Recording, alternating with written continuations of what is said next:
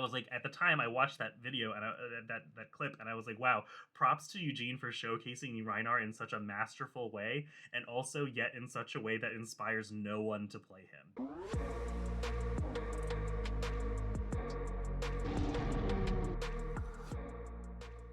Hey guys, today we are going to be discussing a Rhinar deck tech.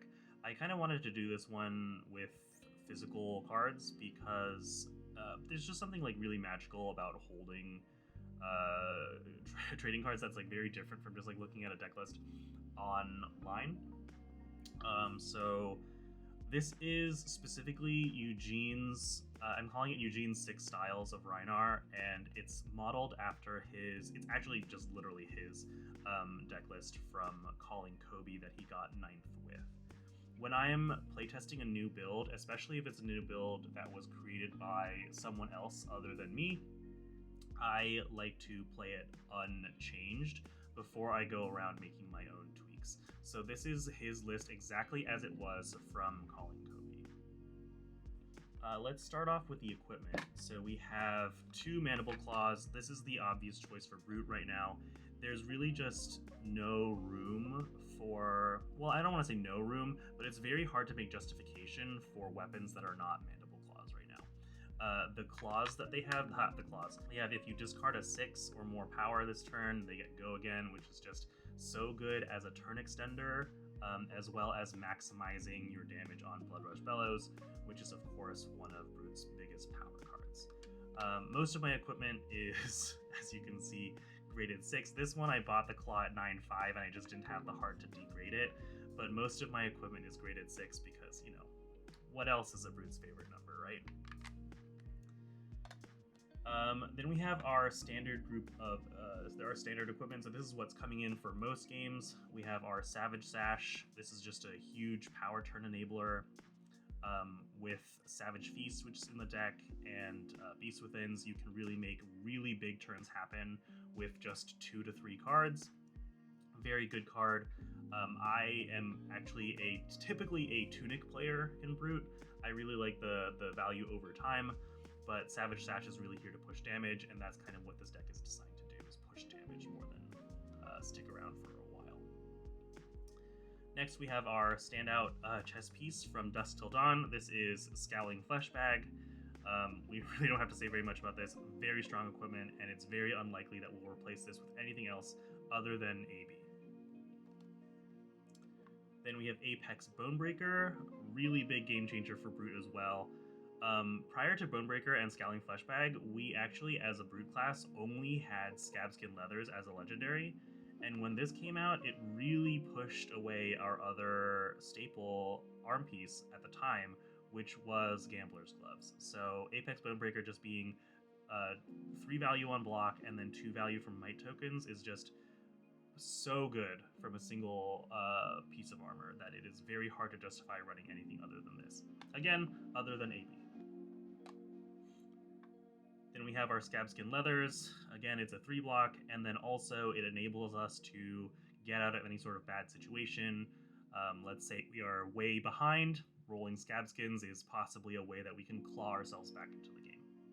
It is not my preferred way of playing.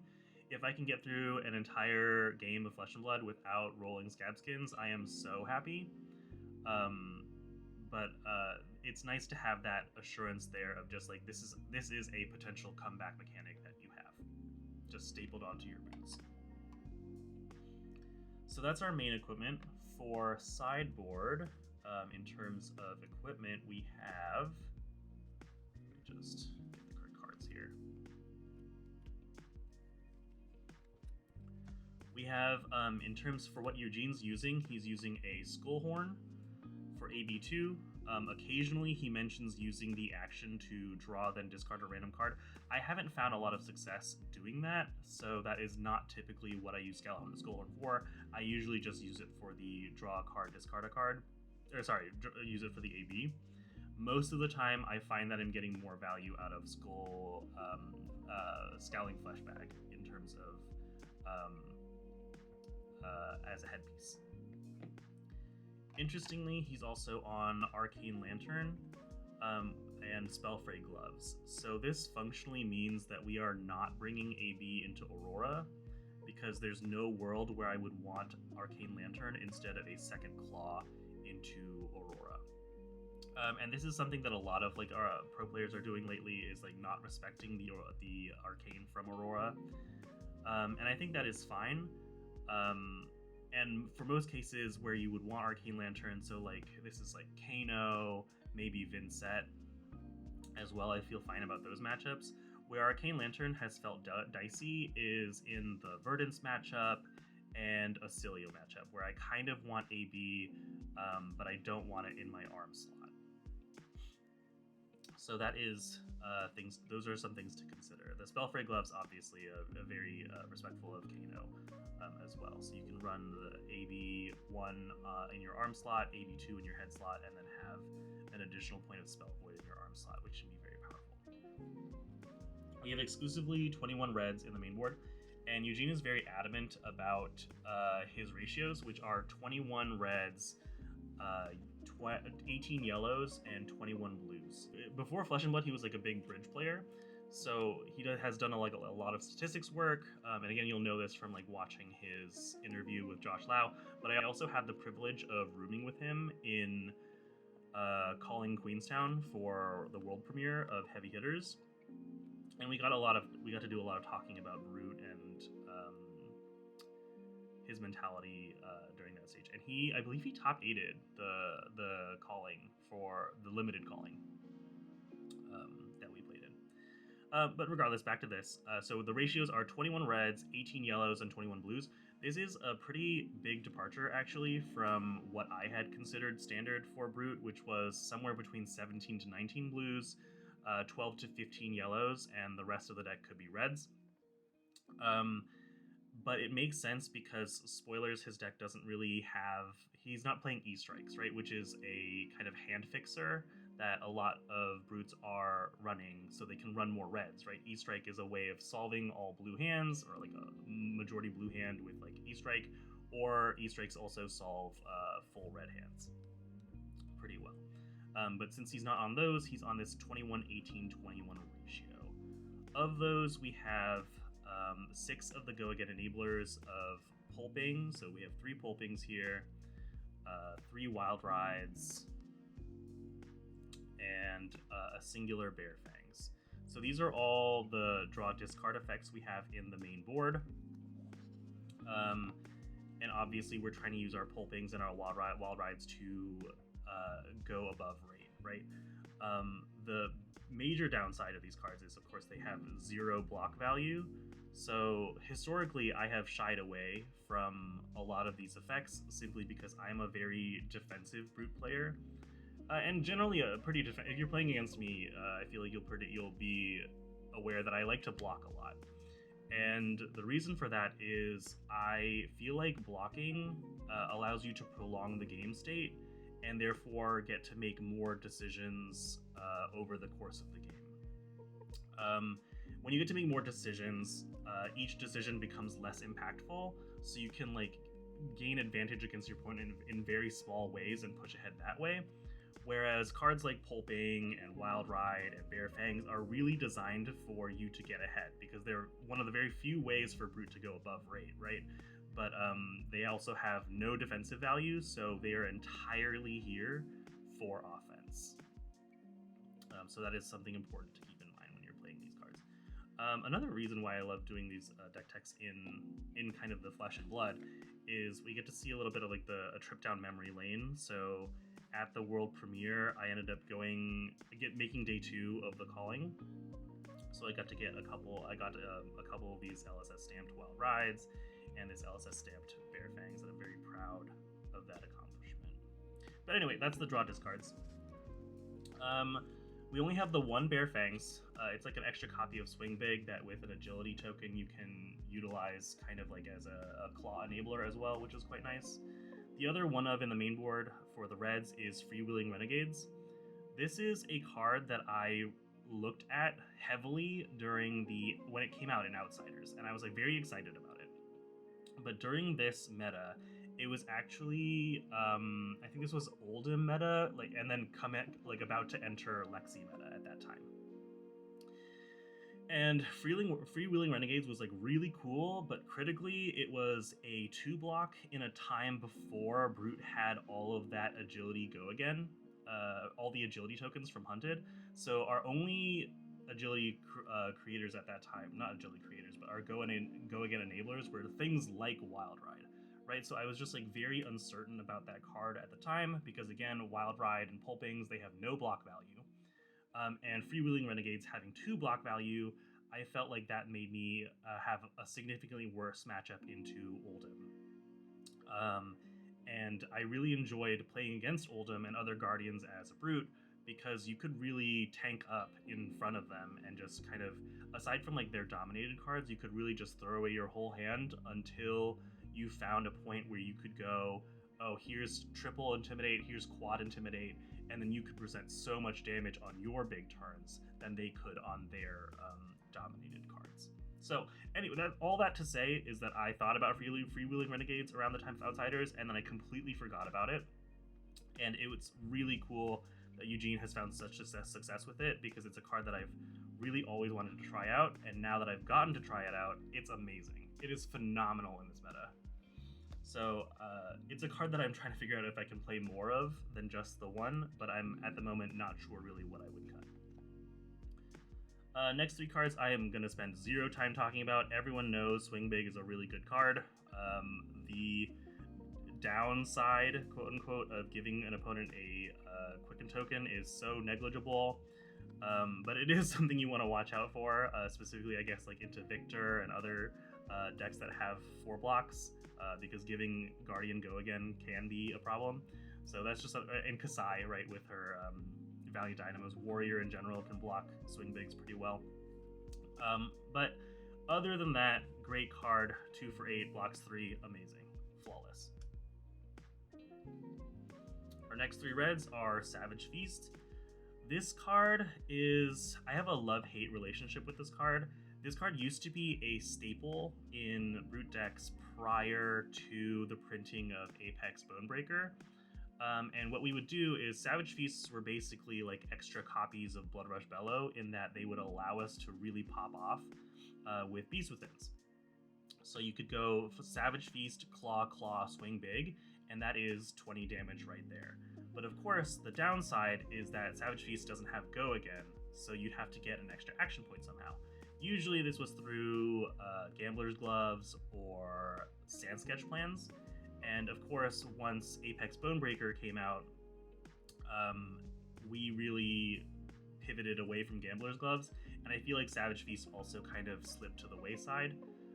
There were some builds that tried Agility with Savage Feast, and obviously there's this build that's working with Agility and Savage Feast that are quite good, but for quite a while there, Savage Feast was kind of out of favor with the Brutes, I would say. The other thing is it's very awkward to Arsenal this card, because it is a card that you want to Arsenal, but then if you find a Blood Rush that you cannot fire, it becomes a very awkward choice of how do it becomes a situation where you almost are guaranteed to take an intellect penalty for getting super punished for arsenaling this card. So it has a high potential in the arsenal, but also has the chance to kind of brick you, which is very awkward. But it's a strong card, super strong card, especially good with agility or extra action points. We're running 2 copies of CNC. I am not sure why Eugene's not on the 3rd, but I will say after having playtested the deck a whole bunch of times, and I'll show you I've been doing very well with this list. I haven't really missed the 3rd CNC, but I could see us trying to get the 3rd one in at some point. But again, this has been a staple for so long. The nice thing about it being at 2 is it's kind of more new player friendly, so you don't have to buy all 3 CNCs, you only need 2.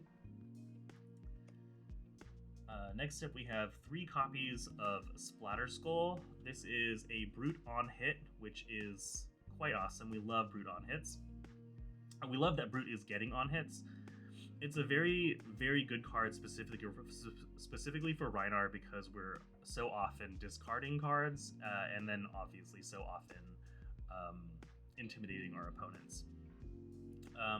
Great card, really, really happy that we got this support in the expansion slot recently. not much else to say about that, other than it's very good against aggro decks, and yeah, a disruptive on hit is very good for Roots. Next up, we have 2 copies of Skullcrack. This card is like glue for the deck. There's just so many instances where it gets you that additional pitch, so it's like it's functionally as if you pitched a yellow, which is quite nice. Most often where this is going to be useful is when you draw discard it off of Wild Rides or Pulpings or Bloodrush Bellows. It's just an incidentally valuable card, and also you don't mind arsenaling it because it's a 2-cost 6 that you can fire later with a Bloodrush as like a desperation move. So it's not bad to throw it by any means, but for the most part, it's a glue piece for making your turns go bigger. And that's it. That's all of our reds. So that's all 21 main deck reds that we have in the list. There are some reds in the sideboard, but again, according to Eugene, we're trying to maintain that 21-18-21 ratio. And again, as I'm playtesting decks like relatively early in the playtesting cycle, I will ascribe exactly to how the original deck builder made the deck list, so we can see like exactly where, exactly why they made those decisions, right? Yellows. Here we go. Bloodrush Bellow, an obvious good card, and obviously, I think many would say the best root card in the game. I'm inclined to agree. This card is just amazing, really enables us to push past our opponent's defenses, and there's really not much else to say about it other than we really want to see this card turn 1 if possible, turn 0 if possible, and also we want to Bloodrush early, Bloodrush often. So I'm not going to harp on it. Everyone's talked about this card. It's amazing. Next up, we have another glue piece, very similar to Skullcrack. Beast Within is very good in this high density of 6 decks, and also in the high density of discard decks. A lot of the time, you're just going to incidentally get value out of this from Wild Rides, Pulpings, Blood Rushes, etc. It lines up really well with Savage Feast and Savage Sash. You can use that to play Savage Feast for 0, guarantee discard the Beast Within, and then draw 2 cards functionally, which is really good. Really good 2-card play there. Not much else to say about it. It's just a really nice, consistent glue piece that you can also happen to throw if you desperately need to. Next up, I'm going to talk about all 6 of these at the same time. And again, very happy to have some of these be LSS stamped from my time at the Calling. A lot of good memories there. Agile windups were initially what I only played after Hunted released. I was ignoring Mighty windups entirely, and this was sufficient. Agile windups were completely sufficient.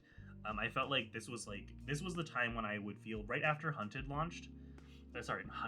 Right after Heavy Hitters launched was the time when I felt like Rhinar was at his most powerful. That was like when I felt most confident in Rhinar as a hero, overall in the meta, and not just as like, I like playing this hero, I'm gonna play this hero. And Agile windups were a huge part of that. Agile windups are so good. They can be played on turn 0 to get you an agility token for turn 1. You can use them as a claw extender by discarding Agile windup and having 2 blues and a 2-cost 6.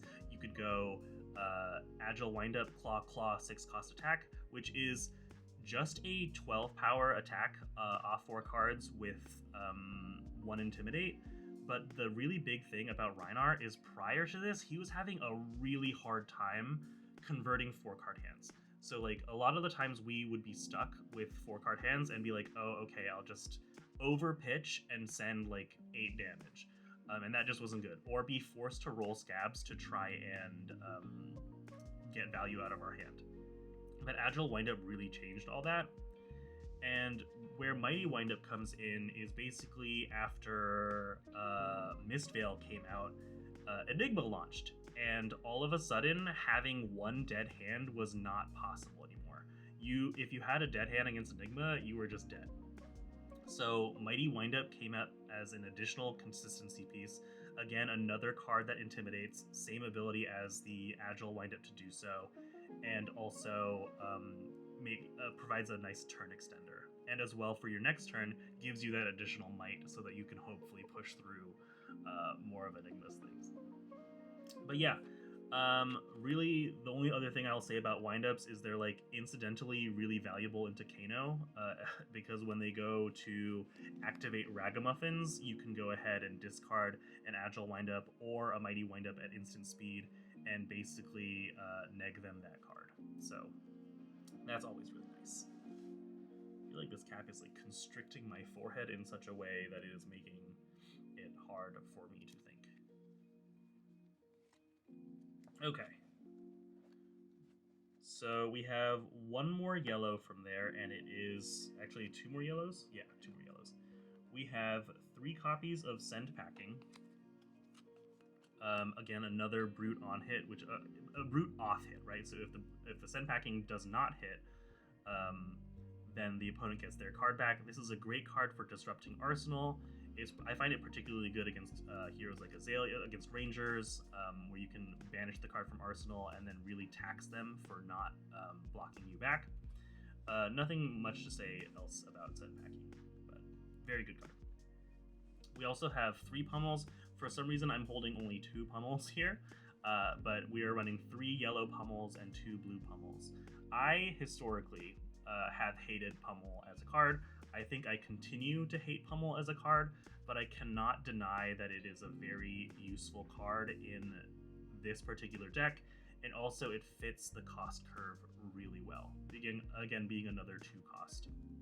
So a lot of the times this fits well with, if we have agility, it means like 2 cost, maybe a claw, 2 cost, maybe a 6 cost attack, and then 2 cost pummel off of just 2 blues, right? So solid card. You can also do some smaller plays with it. So like popping Sash to go swing big into pummel off of 1 blue is not the worst play.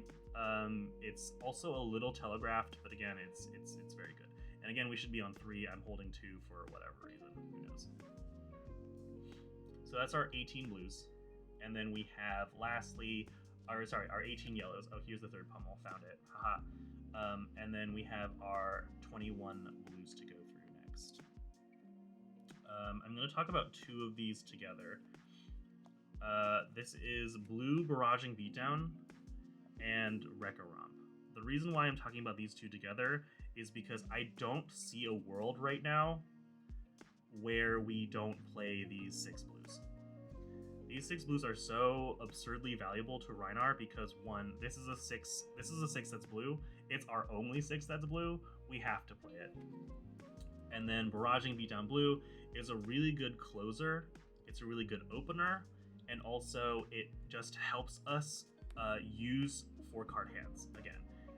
And it incidentally can get us like 2 value, especially off of like pulping, right? Because that has dominate. The downside to Rhinar, one of the biggest downsides in my opinion, is that our blues are Garbaggio Rini. They are terabad. And this becomes like really apparent once you start playing other heroes. So over this past 6 months, I've been a Zen gamer, and it's kind of wild to see how much value Zen gets out of every card in his deck, as opposed to like Rhinar, who a lot of the time these blues are just for pitching, right? And you still like get value, out of those blues, but it's just like Zen both gets to play his blues, and sometimes they're worth 4 value, and he gets to pitch his blues, and they're also worth 3 value there. So it's very different to look at Rhinar after playing a deck like Zen and be like, wow, these blues are really bad. This blue is not very bad. This is Sand Sketch Plan. It's a very little known Rhinar specialization, and of course we saw on stream Eugene using Sand Sketch Plan in the craziest way. I had never considered using Sand Sketch Plan to open yourself up to Variance, to also be able to high roll your opponents so at such a high level. I had never seen that. And I was like, at the time I watched that video and that clip, and I was like, wow, props to Eugene for showcasing Rhinar in such a masterful way, and also yet in such a way that inspires no one to play him, because that playline was like, wow, that playline was like disgusting. But something I definitely previously had not considered was using Sand Sketch Plan on turn 0. So like the downside of Sand Sketch Plan on turn 0 is actually very low. You can use it to find a Blood Rush Bellow and just hope not to discard it. And as a result, you can push usually like 9 to 12 damage if you get to Blood Rush on that turn 0, which is like really powerful and definitely not something I had considered before. And Eugene opened my eyes to that. But obviously the downside is if you do whiff on your Sand Sketch Plan and discard the Blood Rush Bellow, that's one less Blood Rush Bellow you have for later. So that is an important risk to keep in mind when you are playing with this deck. We have next, my camera's actually close to running out of battery, so I'm going to try to speed this up. We have Eye of Ophidia, not necessary by any means. I would just replace this with a third Run Roughshod if you don't have one, but it's just there to dig us closer to our power cards like Blood Rush Bellow, like Savage Feast. 2 blue Pummel, same reason as the yellow Pummels, very good at disruption against aggro decks that don't really want to block us. Run Roughshod, a really nice cool new blue. We have 2 blues in the main board, 1 blue in the sideboard, and it's a really good card to be able to just 1 for 5 later on in the game. We have 2 Smashback Alehorn. Not much to talk about this, aside from it's a reasonable card to throw out when we have a 4-card hand. Also, additional agility in my tokens, very good for the agility cards that we need agility for in the deck. We have 3 copies of Trot Along. I am really excited about this because I was speculating on the value of Trot Along before I got to see its success, and after seeing Eugene's deck list, I felt so vindicated about it because these are functionally extra copies of Mighty Windup. It's another way for us to reiterate how bad Rhinar's blues are, that we're playing a card that just says your next claw will have go again. That's entirely the purpose of Trot Along. It's a good late game card, and also if our opponent leaves us with 4 cards, it allows us to clear it from hand. That is pretty much it. And lastly, for our blues, we have 2 copies of Reckless Swing. I don't like 1 Reckless Swing, and I don't like 3 Reckless Swings. 2 feels like the perfect balance of Reckless Swings for me, and has felt that way for many years at this point. So it'll take a lot for me to change this number of Reckless Swing. So I'm glad Eugene also feels the same way. Moving on to our sideboard, I'll be honest, this is kind of where a lot of flexibility for the deck lies. So we just went through 21 reds, 21 blues, and 18 yellows. That's a full 60 card deck. So Eugene builds decks a little bit differently than I do. Typically what I have built is a 52 card main board, and then every other card in the sideboard is therefore, I'm trying to add 8 cards to the list to make up the 60. But whereas he has the 60 already built, and then these are cards that you're going to flex in when you are playing the deck. He's running 1 Alpha Rampage. This is a great card for, again, opening the game and closing the game. Also a very solid anti-fatigue card. One of Rhinar's very earliest specializations, and still a very good card to this day. We're running 3 Weakest Links. This is for a lot of the deck heroes that want to play instants in this game mode. So like Zen, any of the Mistveil heroes, and Aurora, Acilio, etc. High instant density heroes Weakest Link will be effective against. We have our 1 extra copy of Freewheeling Renegades here. I didn't get to talk to Eugene about this, so I'm not exactly sure when he's bringing this extra copy of Freewheeling Renegades in, but as I said before, I'm a huge fan of this card, and I've been very much enjoying my time with it. We have 2 Sink Below. I think these could just as easily be Shelter from the Storm in case your meta happens to have more assassins in it or more Syndra returning. But otherwise, Sink Below is just a really solid staple and helps us dig us closer to our big Blood Rush turns. We have one copy of Thick Hide Hunter, which I'm expecting is brought in simply for matchups where we want to block heavily. So that could be Dash.io, for example, who can usually outpace us. So a Thick Hide Hunter could be very useful in terms of like blocking her out and reaching a fatigue endgame. We have our third copy of Run Roughshod. I will be honest, if your meta has a lot of assassin in it, I could very much see the third copy of Run Roughshod here and the solo copy of Thick Hide Hunter. I could easily see both of these becoming extra copies of Snag. Snag obviously very good into assassin. Also, I think a lot of people may not know that you can use Snag to hit Felling of the Crown and Plow Under. So functionally, it's a blue block 4 in those cases, which is very nice. And lastly, in our sideboard, we have one copy of Tear Limb from Limb. This foil copy I actually got from when I first met Kevin Smurfab, who also has a YouTube channel. I was drafting with Merrick Kemp and Michael Hamilton and Mara, and this was one of the cards that I opened from. It was in preparation for Monarch Draft, which was coming back for Dusk Till Dawn. And this is when I opened Tear Limb from Limb foil, so it's really cool that I get to play it. Again, I'm not really a huge fan of the 2 cost no block +6 usually. But the nice part about Tear Limb from Limb is if it fails, it doesn't cost you your entire turn. So I've actually quite enjoyed bringing it in when I've been playtesting the list that Eugene's crafted. That's all of the cards. The only tokens you'll need for the deck are these ones. You'll need Might, Agility, and a Quicken token. I'd like to do my own artist. I'd like to do my own art for this Quicken token, but these arts are by Joseph Chu, who does the art for Take It on the Chin and Pound Town. So his art is incredible, and I'd like to do my own custom art for Quicken at some point in time, because I do art as well. That's it for the deck list, so let's go ahead and jump into some games now. Yes, I think I'm okay with the standard deck list.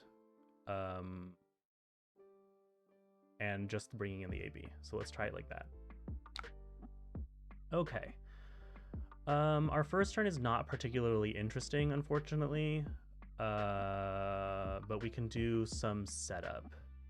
There's a world where we can actually send the Command and Conquer plus the Pummel, but I don't feel like that's actually worth it. So I think what I'm tempted to do is do a Smashback Alehorn, gain us our tokens, and then I think I'm gonna throw the Naked CNC and Arsenal the Pummel.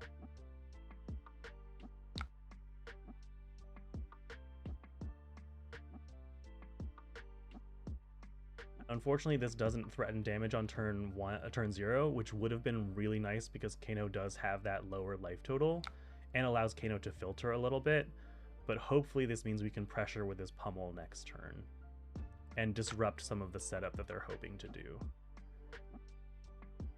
Not ideal here. If we had a discard card for a Splatter Skull, I would be extremely happy with this outcome.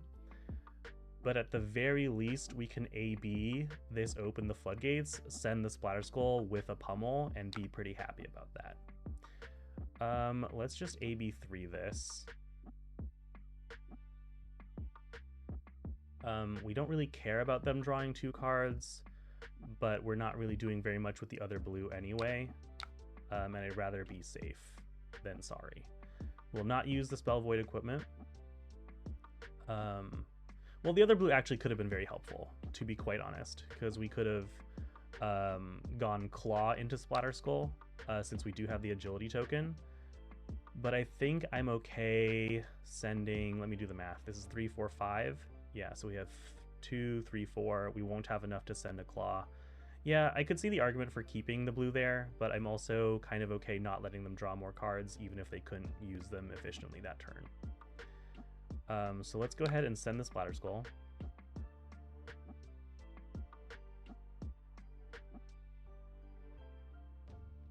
And the nice thing is we'll have AB1 on this, which is okay. We could even avoid sending the pummel depending on what they do here and send the claw for an additional 3 points of damage. Since we have the go again from the agility. Since they're only blocking with one card here, I am just going to go ahead and send the pummel from Arsenal.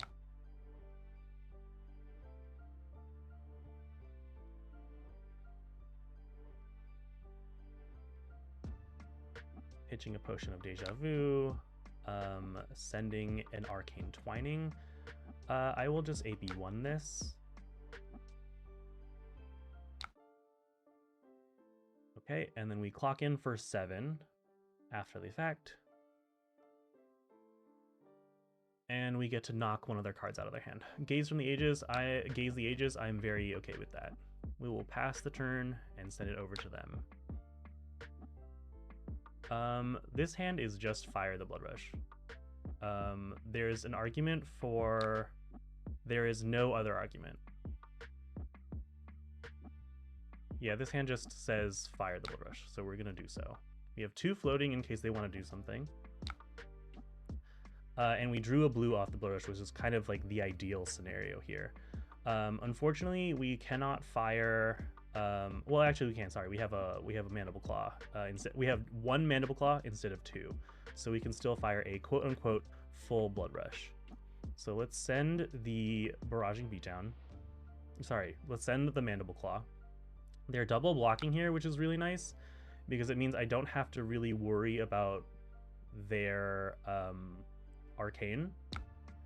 But what's really interesting here is I'm actually just going to send the Skull Crack and then Arsenal the Wild Ride. We could send the Wild Ride and have a chance of discarding the Skull Crack, which could be okay as well to push more damage this turn. I'm actually kind of leaning towards that. Let's send the Wild Ride and then potentially draw discard the Skull Crack and maybe find another 2-cost 6 that we can send this turn. That would be really oppressive. So we're sending 8 with another Intimidate. Unfortunately, we discard the Wrecker Romp, but that's fine. I think I'm actually going to break the Sash here because they have no cards. I'll break the Sash and then we can send in 8 more damage. And this puts them in a really bad spot, right? They're at 7. And we already have chances to disrupt their Ragamuffins if we find our Agile and Mighty Windups. Unfortunately, no Agile or Mighty Windup there. But this is okay. We can clear most of this hand. Unfortunately, this is a very ugly hand. A supremely ugly hand. I think what we're going to do is we're just going to send 6 damage. It's still enough to pressure some of their hand that might encourage them to use some of their abilities.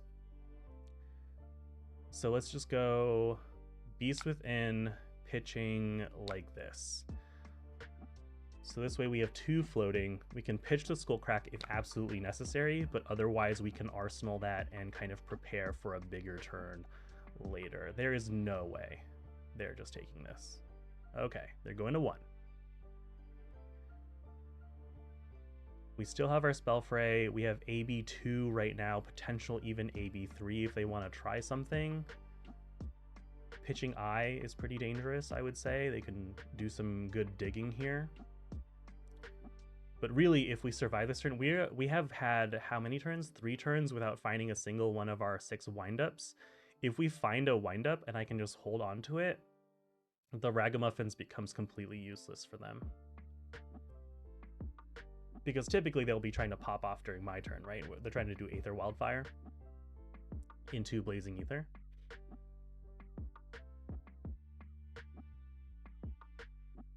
Alright, so they're banishing a Lessons in Lava. Most of the time, unless you can get this down to like a 1, there is almost no value in A being a Lessons in Lava, because they can always go get for what they want for the most part. This is a lot of pitching. They have a Blazing Ether, so I have to imagine that they're using this Potion of Deja Vu to put the Blazing Ether back on top behind these 2 blues. or maybe above the 2 blues. I will be honest, I'm not amazing at playing Kano in that I have never done it. So I've only watched from the opponent's side of the field.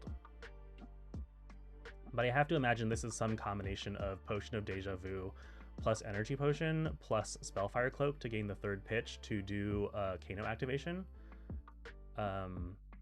Because ideally they'd want 2 Kano activations, right?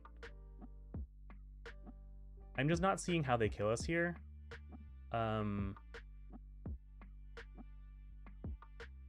Because if they hit with the Lessons in Lava and choose to tutor, they'll banish all, or they'll shuffle all those cards in, so that cannot be the play.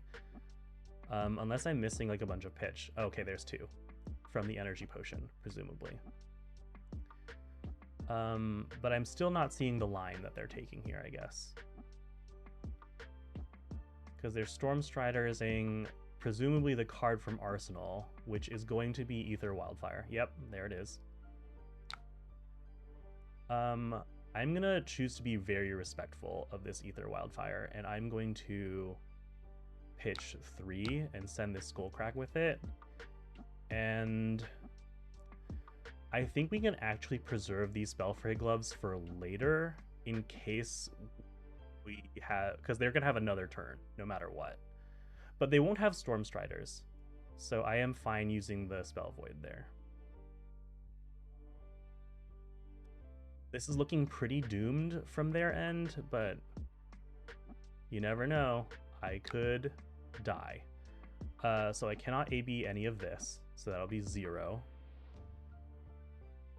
Presumably, well, they don't have any more. Okay, well, we love that for us. So good game, and let's find another one. Okay, this is really quite a good matchup to showcase because it is very scary. We have an Aurora opponent. I'm gonna go first here. Hello, good luck, have fun.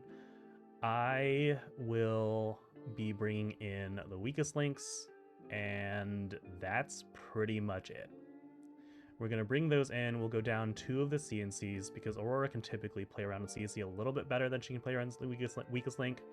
And I will cut 1 Skullcrack. Maybe 1 Freewheeling Renegades, actually. Yeah, let's do it like that. We're bringing in no AB, so I'm going to confidently say, hopefully we do not die. Downside, this hand sucks. Would really love to have had an opening hand.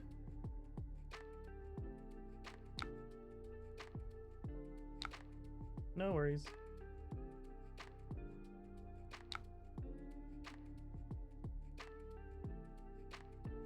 Okay. This hand likely says discard this Mighty Windup for an agility token, and then it's possible that they have a terrible opener. But I wouldn't bet on it. We'll see what they do when I swing with Claw, if they block with an attack. Because I would rather have an Arsenal than have whatever's in my hand right now. Send Packing also not a super valuable card into them. But if they just have 3 blocking cards, then I'm just attacking for nothing. So let's see what they do. I'm going to send 3 go again. If they don't block here, I'll send another attack.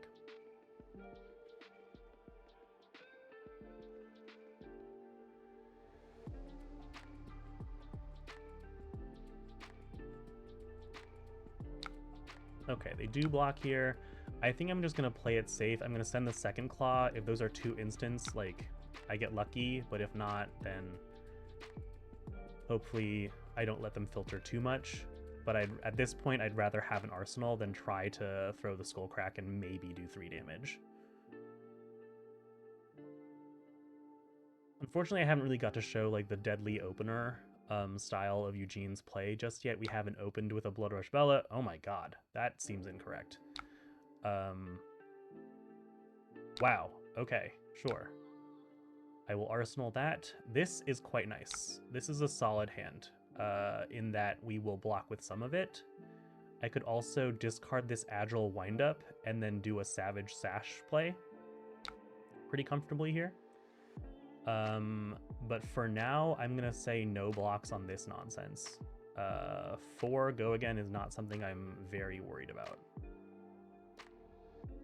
And this keeps me open for that discard agile windup into Savage Sash play where I get to go like, well, actually no, sorry. There's no go again on these attacks, so it would be just claw into Swing Big or some other. So that's not necessarily as good. They're going to somersault the Scar for a Scar back to their hand, which is fine. I'm now very glad that I didn't block it. We have Starfall for 2. This is, again, not a very blocking situation, and I still feel pretty comfortable. So I'm going to not block this. What I'd actually ideally like to do here, Static Shock. It's going to deal 1 arcane damage to me, no go again. I feel okay giving the Swing Big at this point.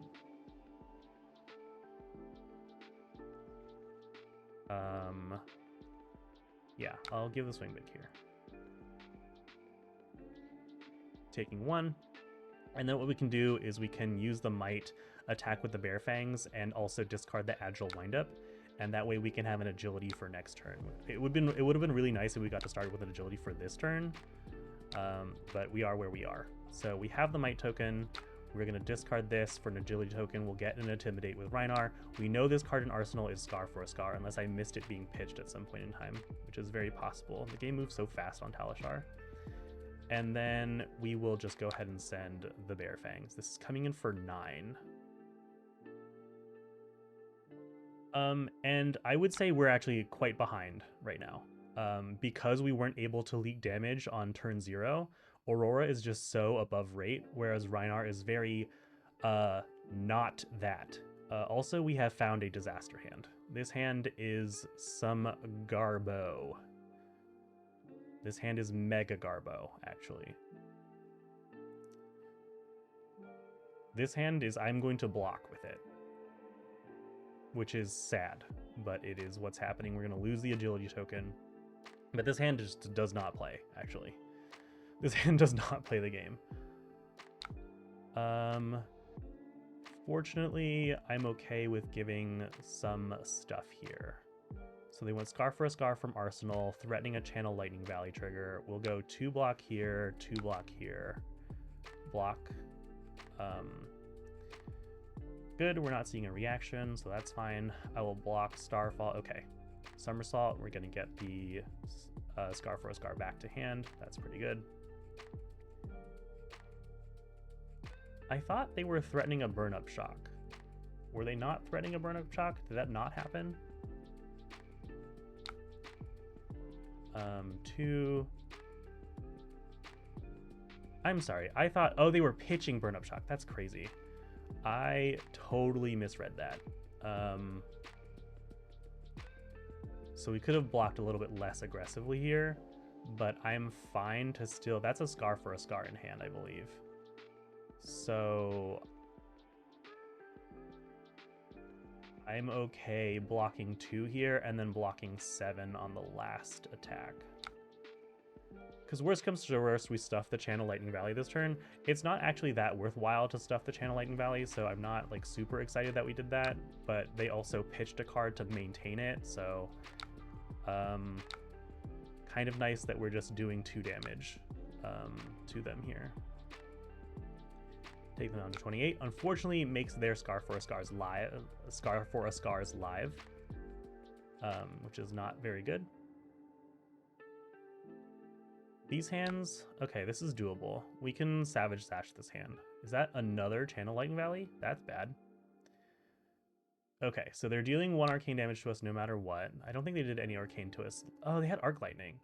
I feel like, I wish Talishar was like a little bit more visually representative of things, because I think they played Arc Lightning last turn, which means I think they already drew off of the Channel Lightning Valley, which means I didn't have to do any of the nonsense that I did. Granted, our hero, our abilities were not lining up anyway, but it would have been nice, is all I'm going to say.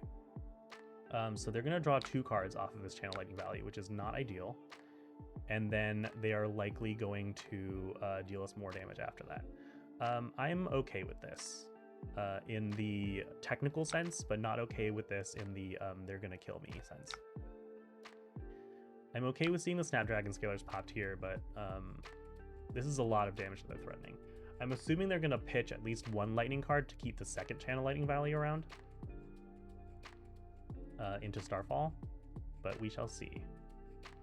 This could be a turn where we get to Scowling Fleshbag for a reasonable amount of value, but it's hard to know. 4 cards with Aurora could mean like 18 more damage coming my way, which would be pretty bad. But they've already drawn their cards, so it's not representing as much as it could. Especially with them pitching to Aurora's ability. So we're doing that. We're getting an embodiment of lightning. We're maintaining probably 1 channel. If they pitched 3 lightning cards, I would be very surprised. This is 4, go again. I think I'm okay to just pass on this instead of giving Scowling Fleshbag. There's no on hits threatened. They could pitch a blue to the Exude Confidence, but I would be very okay if they did that. Starfall, sure. And then let's see what else you got here. The downside, the biggest downside is they could have been sandbagging a instant like Lightning Press this whole time. That is so okay. I am so okay with this. You have no idea how okay with that I am. That is the best card we could have seen in this particular situation, because that does nothing to affect our turn. It stops us from popping Sash, but like I got to keep all of these resources anyway. So unless we're gonna not speak into an existence. Oh my god. Can't make it up. I swear to God. Or whoever, I swear. This Eugene's build is like designed to like destroy my body.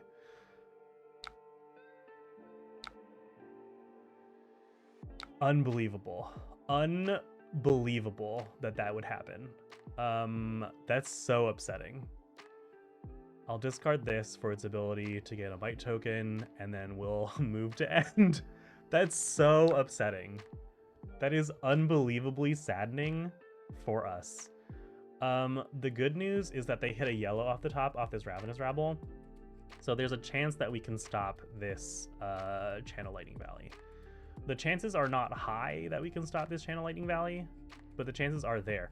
I think we're actually at a stage where I have to accept risk on this upcoming turn and Wild Ride with the Pummel in my hand. I think that's where I'm at. So what I'm going to do is I'm going to give them Scowling Fleshbag plus Boots here. Although this doesn't do very much at the moment, at this current juncture. But I also don't want them to draw Skyward Serenade right now. So let's do this and make them commit more cards to drawing the Skyward Serenade and making their turns slightly worse as we do so. They're also under the effect of Warmonger's Diplomacy, so even if they draw that Skyward Serenade, which now I'm realizing is not a particularly good card for them because they won't be able to actually play it out. Because they should be under the effect of War. That's really upsetting though. I think we have to, I think we're at a stage where I have to open myself up to the risk of discarding the Pummel.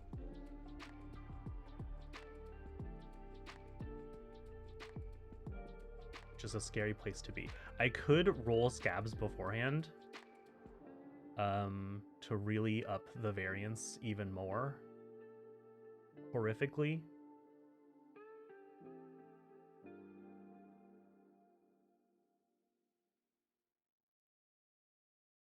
I think I'm actually okay with that. I'm okay with rolling Scabs.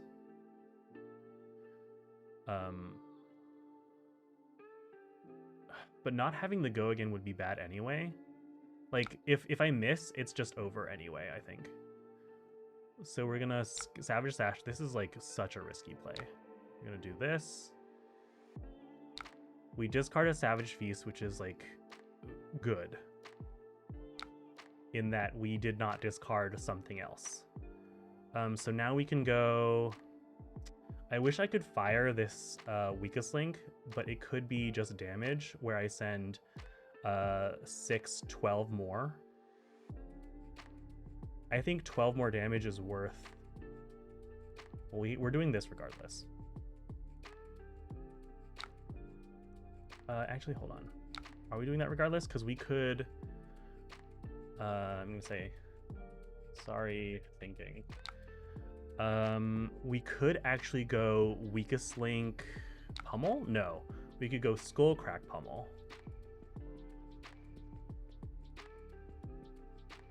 I kind of like skull crack pummel over... But that's like over 12 damage. So would I rather do 9 damage and get a card for them, or I would rather do 12 damage and send them to 3? I think I would rather do 9 damage and take a card for them, if I'm being honest. So we'll do this.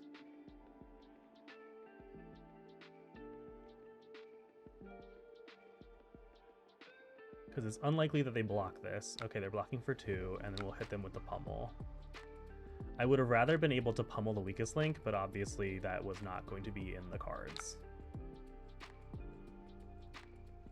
Was I missing? Oh no, that's like 3, 6. Yeah, that's 12. 12 damage. Okay, phew. I was like, can I do math? And I cannot do math. So they're down to 8. We're gonna have to do them discard a 0 for 4, potentially. And then we have a card. This hand sends 12 with an Intimidate and Disruption. So that's pretty good. For us.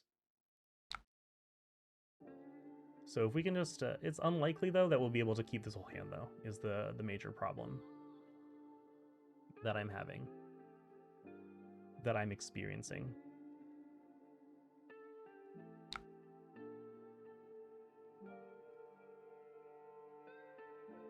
Okay, snatch 4, 5. That's so unfortunate. We're definitely gonna have to block that. There's a world where I block this without using the Splatter Skull.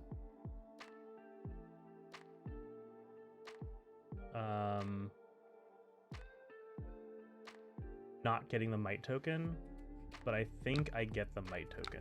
So there's the world is where I send the Splatter Skull and I have the Agile Windup plus a blue still. But I think that world is a little bit too Magical Christmas Land. I think they're about to send too much damage for me to just ignore. Ideally, I keep at least 2 cards so that I can send back 6 damage and potentially threaten them down to 2 and then have a Reckless Swing endgame. But you can see, like, if we had leaked like 3 to 6 more damage, we would be in a much better position at this point if we had done that on turn 0. That's quite bad. Express Lightning for 4, so they're threatening the Burn Up Shock.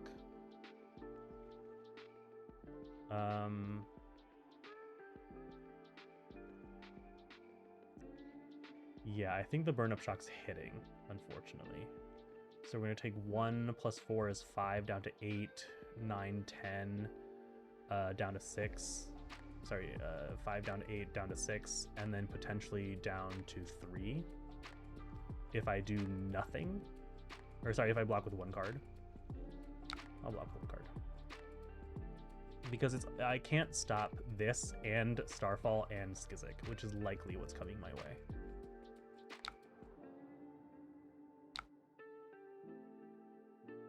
There's a world where the Skizik doesn't come my way though, so maybe there was an argument to... Nope, definitely was going to. I'll say no blocks on this, and then we'll see if they arsenal the Skizik or not. Sending 3 more, that makes sense. I'm not threatening life total, which is unfortunate.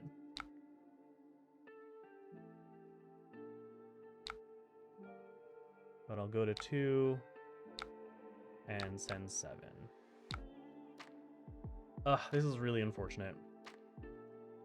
You can also really see like the big difference between that Wild Ride turn popping off and not popping off. I feel like we probably wouldn't have taken such an aggressive line the next turn where I went for the Wild Ride or the Pulping or whatever with a Pummel in hand. We probably wouldn't have had to take that aggressive a line on the Savage Sash. But you can see if that Wild Ride had initially hit, we would still have our Savage Sash for a play later. Oh, this hand will kill us. This hand absolutely kills us here. Yep. And I mean, Arc Lightning just kills us, but Sweet game. I'm just gonna go ahead and do as much as I can, but I'll die to the Arc Lightning here. GG. Let's see if we can get another one. That was a really good game, but obviously we had a lot of negative variance on our side. We had some negative variance on our side, so let's try for another one. Okay, now we have Victor, kind of the opposite end of the spectrum. We're gonna try and outvalue this man. I'm tempted to bring in the Sink Belows to cover any sort of dominated overpower attacks, but that increases our chance for failure. So I think I'm actually just gonna bring in the Alpha Rampage and cut a red, probably a Skull Crack. And that's actually all of the changes I will make. Unfortunately, they decided to go first, so we don't get free value. But something I've learned playing against Victor is that very oftentimes they cannot get enough value out of 5 cards. So what we can do here is we can just go smash back Ailhorn, make some tokens for us, and then I don't want to let him get value out of his block cards, so I'm just gonna pass and arsenal this Savage Feast. Now this really sets us up for a really good turn, because it's very unlikely that he can convert this 5-card hand into like an amazing amount of damage. Like you see, he pitched 2 blues, he has 2 cards left, and he is hitting me with Titan's Fist. That is very non-threatening, and we have a very threatening hand that I can capitalize off of with a lot of Intimidate potential. So I'm going to take the 4, he's going to draw up, and now we have Agility, Might, and we can Savage Feast from Arsenal. Ideally, we discard the Beast Within, so let's see what happens. We do discard the Beast Within, and we have 7 Go Again coming in. We have a Trounce block and a Test of Strength. We have a Blood Rush coming, which is quite nice.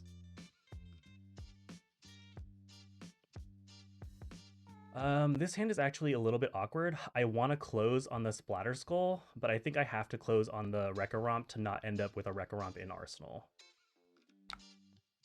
Let's send 2 from the Claw. This will have Go Again because of our Savage Feast. Nice. We love to see a Spinal Block. We will send another 3 Go Again. I guess since a Blood Rush is coming, I can just hold a Wreck-A-Romp.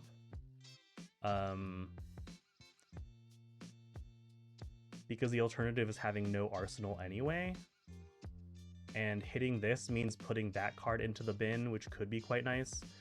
But I'm actually okay with sending the Wreck-A-Romp here, I've decided.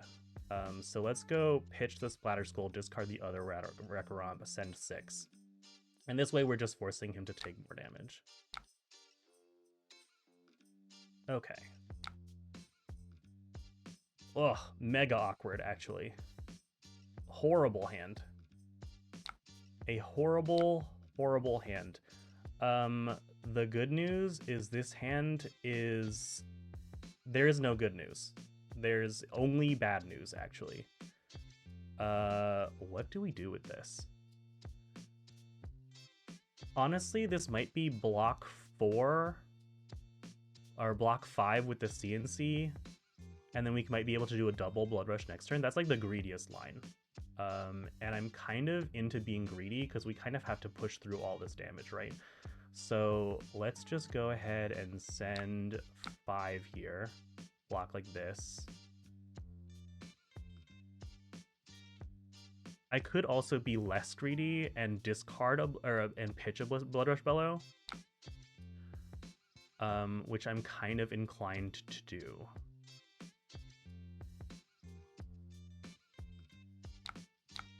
Yeah, I'm not a huge fan of being so aggressive so early and trying for the double Blood Rush.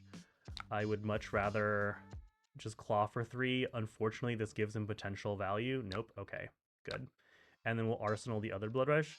And we can usually like, these are disastrous, truly. It could be a pummel here, which would be quite bad. but I think I'm actually okay with a pummel happening. I would rather not play around the pummel.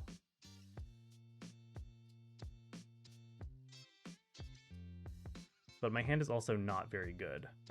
So I could give 10 here to potentially dodge a pummel situation.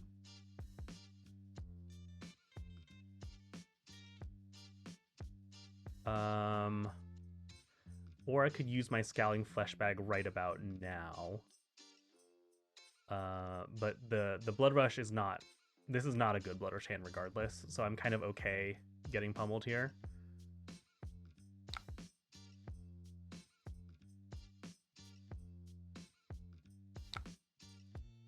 I'm kind of tempted to do this, and then if I do get pummeled, I can discard the Barraging Beatdown and then still have a Send Packing play for next turn. Yep, it is pummel. Which is unfortunate, but it is what it is. So we lose a Blood Rush here, and I will discard a Barraging Beatdown. And then what we can do is we can send the Claw and Arsenal the Send Packing. Let's send that to the bottom. Actually, let's send both of those to the bottom. I would say we're actually in a pretty bad spot at this point in time. Especially revealing another pummel on top. 6, weakest link. This is also relatively bad for us because we drew our Bear Fangs. But the good news is we can just comfortably block 6 and then send back 8, which is competing with his numbers. I can also send back 6, send back 9, block 6, send back 9, but I'm okay actually just blocking 6 here and then sending back the potential 8 next turn, and also digging us closer to our next Blood Rush.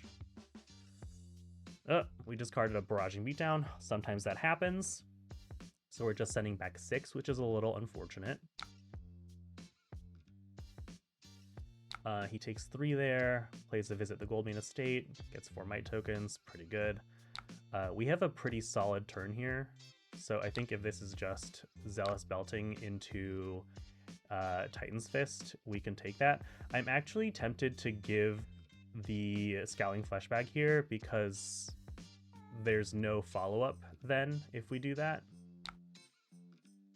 So we take this card out of our hand, which stops them from pitching to Titan's Fist and hitting us for an additional 3. So I basically block 5 damage with the Scowling Fleshbag, and I think that's good enough.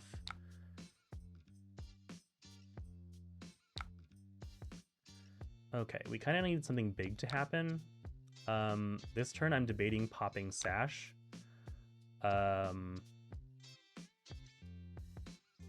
Because that would give us really good math for the Send Packing Wild Ride play line, especially considering what we draw. I think I'm at a current state where I don't think I'm going to risk it just yet. So let's draw discard with a Wild Ride. We discard Swing Big, but then we have the go again here, which is quite nice. And then we can follow this up with Claw into Send Packing, which is pretty okay. We also have the potential to, say, pop the Sash and then go Claw into Pulping, but that's not really what I want to be doing. Taking 6, let's go ahead and send 1, 2, 3. Oh, I don't have the math for this. What am I talking about? Because this is 1, 2, 3, 4. So I can just send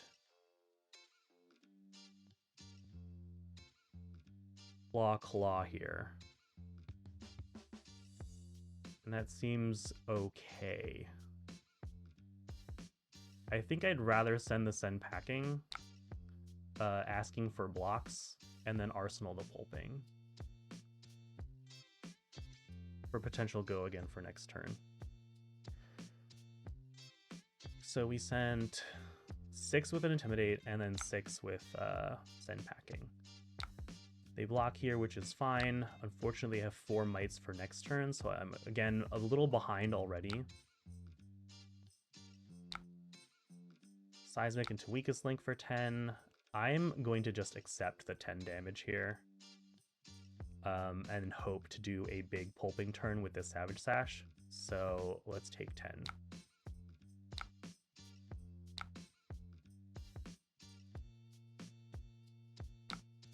Okay, from here we can Savage Sash. We'll do our pulping. I would rather pitch the Mighty Windup, and we can hope we discard the Skull Crack, which we do. That's nice. And we draw a Pummel, which is actually exceptional, because from here what we can do is, okay,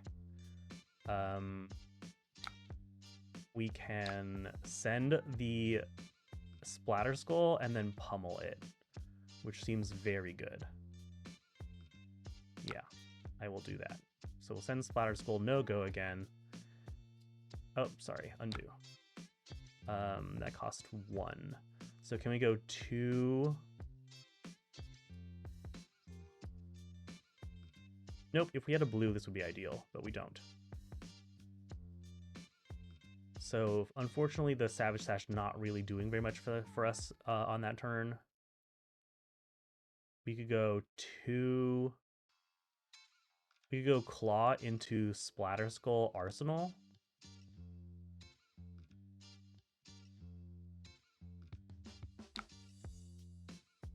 I think that could be a good play.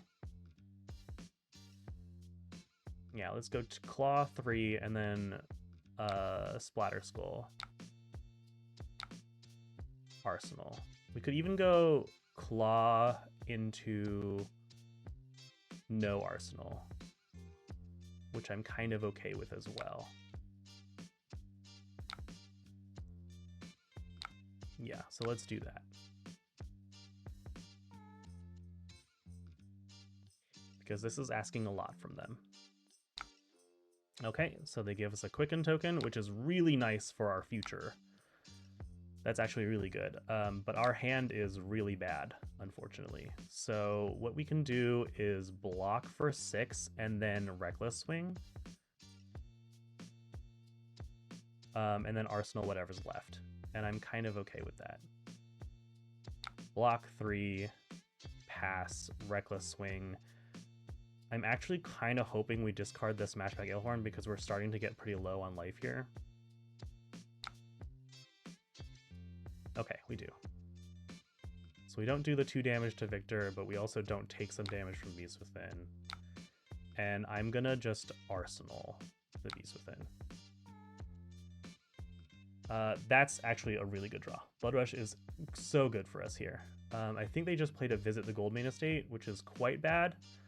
Because the +5 is very relevant.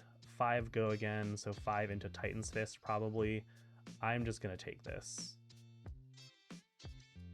which is very frightening. The Might could just kill us here. This is also kind of okay, but we're at a life total where I'm in danger of this Beast Within killing me.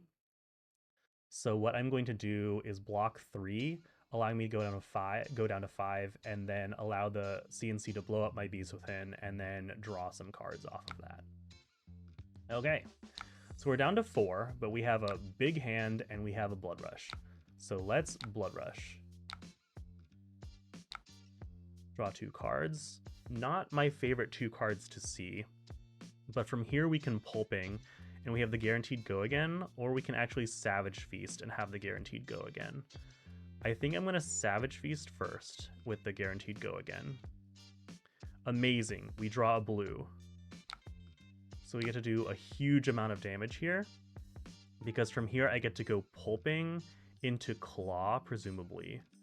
So Pulping, we draw a discard. That's amazing. This is such a good turn. The downside is they have 5 mites for next turn. So assuming they want to live, which they do. And now we open up ourselves to, unfortunately we just pitched the second Reckless Swing, but now they're down to 2. And we have a reasonable hand. break the gold. They have 5 mites this turn. Again, that's already very concerning. Breaking gold, sure, more gold. And we'll see what this ends up being. If this is just hammer, weakest link for 11, that's actually pretty good. 3, 4, 5, 6, 7, 8, 9. So we're gonna be losing our pulping here. And they get to draw a card, which is not my favorite thing. Ultimately, I don't think it matters very much.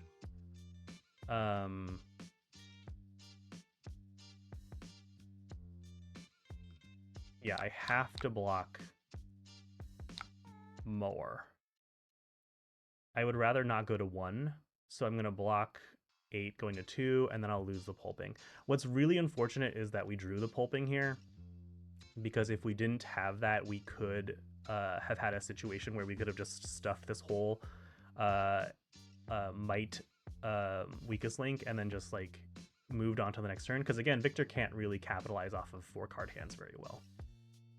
I'm surprised they didn't just send the E-Strike at us into Titan's Fist. I feel like that would have been good enough, but we shall see what they do here. We're definitely on the back foot, but now we can play towards that Reckless Swing coming back up. Macho Grande with Dominate is kind of going to do it though, unfortunately. So we are going to lose here, but it was a good game. Send message, good game.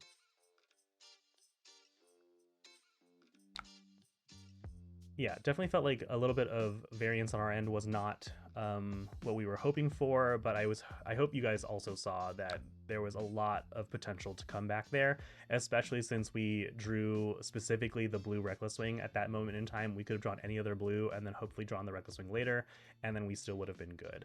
So very close game, and I think it was very doable from our end. Let's get another one. Okay, we have a Vynnsett here.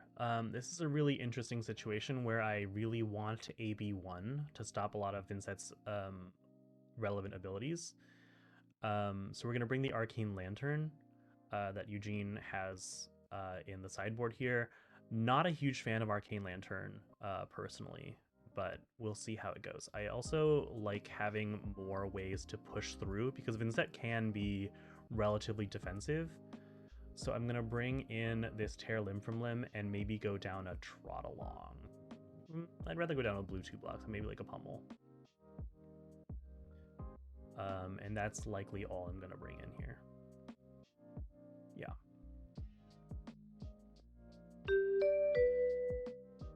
So we're just going to bring in AB1. This makes our Blood Rushes worse, but we can hopefully just kind of stall out her stronger turns until she hits a point where she can't generate enough rune chance to send a free.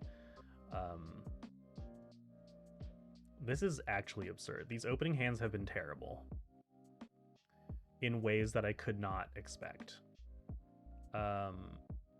The nice part is we can go Mighty Wind Up into Pummel and leak some damage that way, but we won't really be gaining any... we won't be gaining any arsenal, and the amount of damage we do is likely 2. So 2 damage in exchange for not having an arsenal is kind of bad, but the other alternative was like send Claw, ditch the Mighty Wind Up, and like throw a Wrecker Romp, which is fine. Actually, you know what? What if we do that? What if we go this ability? No, we couldn't have. We couldn't have. At least I can't do... If I can do my math correctly, I don't think we can do that.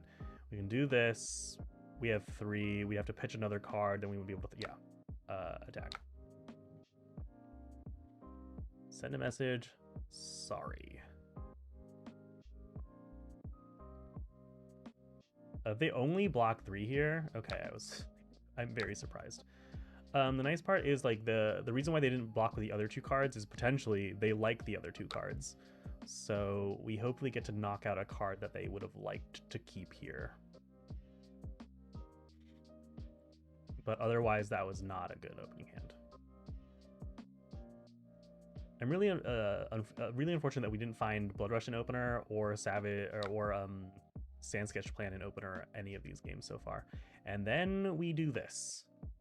Well, Eugene built the deck to mitigate all red hands. You have like a 1% chance of drawing all red hands, and we are here with that.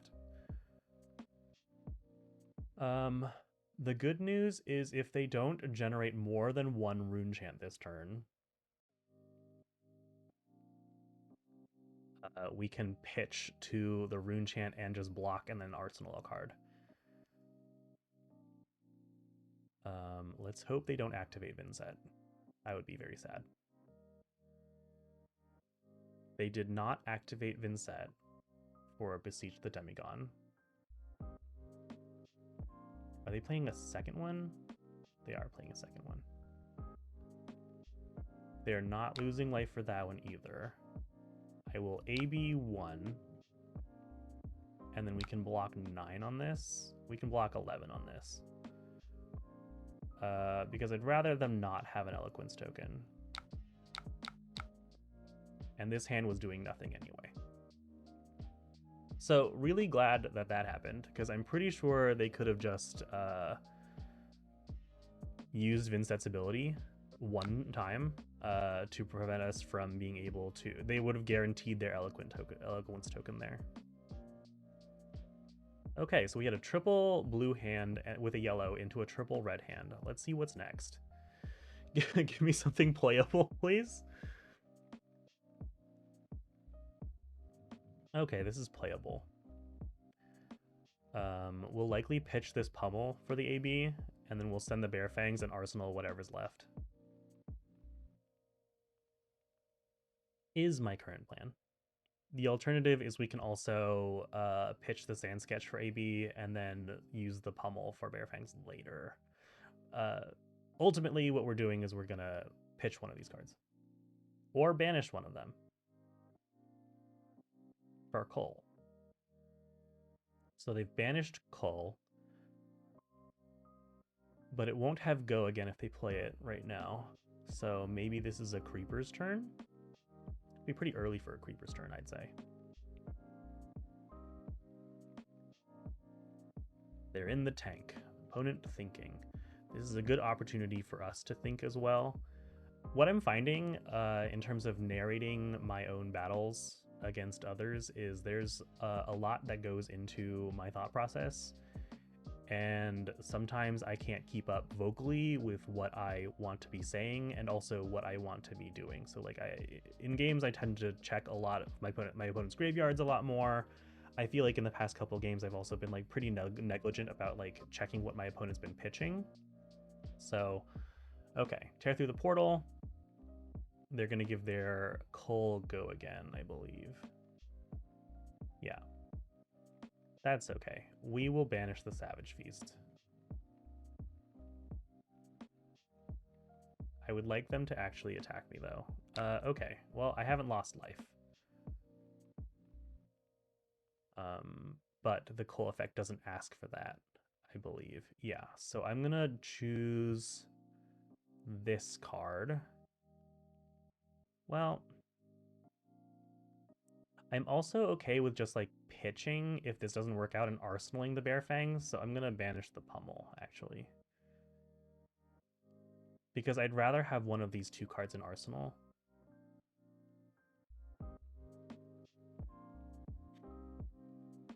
And I wonder if the follow-up is just Flail, because they don't have enough to actually send the Deathly Wail at me with this rune chant.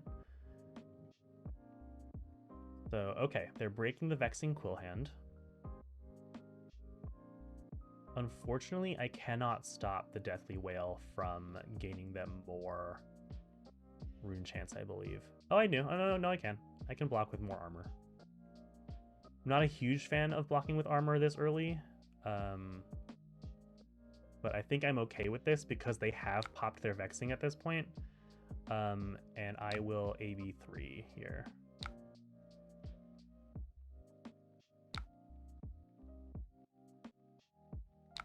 And then we can block like this. This unfortunately will get us a Might token that we will not be able to use because I'm just going to be arsenaling the Bear Fangs. But we very nicely can stop them from getting rune chants. I am going to give them Sash here. It's unfortunate because Sash is such a big power card for us in terms of like, in terms of power, but we can just kind of stop them from having the required rune chance to function. For now. Cheese and crackers, Batman. These cards, these hands have been disastrous. So the nice part about this is we can pitch the Blood Rush, pitch one of our Blood Rushes here to this Arcane that they're about to be sending to us our way. The downside is if they don't send anything our way this turn, we're actually in such a disastrous position. If they don't send anything our way, okay, they have a Dirge. So we're getting attacked. But the nice thing is if they attack with Phantom Banshee, again, they don't have any follow-up rune chance, so their next turn is looking pretty dicey. And our hand is looking pretty pitch Blood Rush, and then we send the other Blood Rush and hopefully throw Mandible Claw plus Bare Fangs. If they hard cast that, I would be very sad. Okay. This is pitch to Arcane.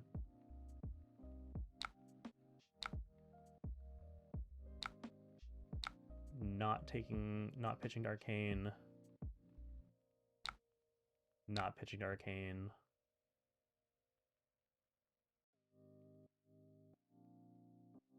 There could be Succumb. This could be a Succumb turn. Or a Creeper's turn. Kind of same telegraph here. But we shall see. It is a Succumb turn. I will just block this then.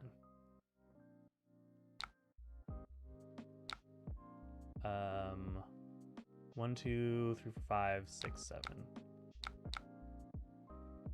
7. So they played that as an instant, so they have an action point left.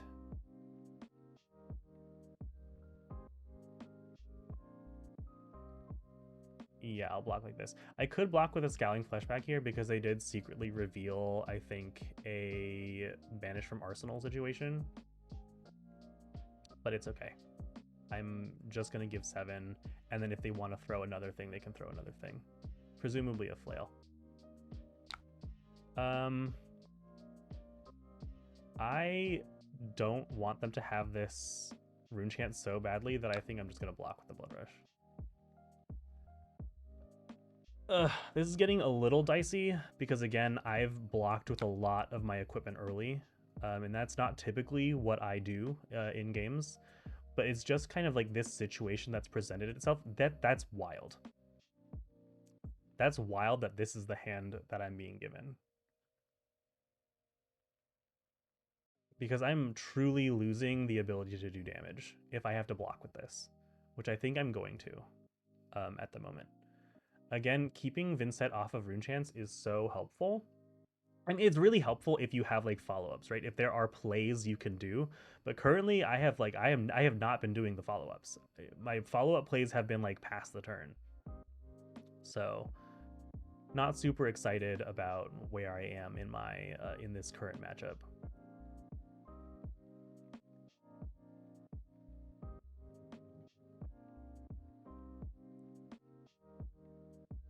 They have a lot of armor still, but again, I think at the current moment, because rune chance, the nature of rune chance means that I am ABing a lot of their damage.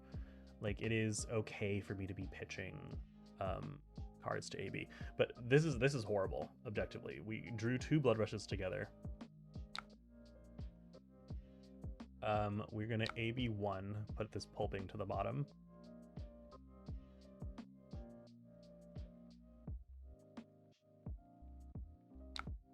And then we're gonna block this, cover it up.